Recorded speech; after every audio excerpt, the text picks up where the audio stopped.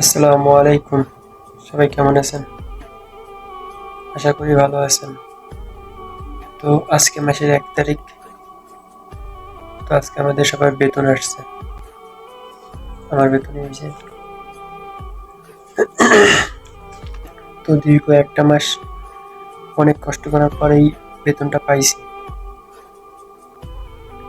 এই টাকাটা উপার্জন করতে যে কতটা কষ্ট হয় তা শুধু একটা মাত্র প্রবাসীই জানে। আর এই টাকার জন্য যারা আমাকে ছাইড়ে গেছে তাদেরকে একদিন দেখাই দিব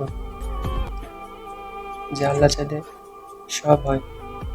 একদিন আমি বেকার ছিলাম, তো এই প্রবাসে আইসে আজ আমি হাজার হাজার টাকা ইনকাম করতেছি। যারা আমাকে টাকার জন্য ছেড়ে গেছে আমি তাদের আফসোসের কারণ হতে চাই একদিন।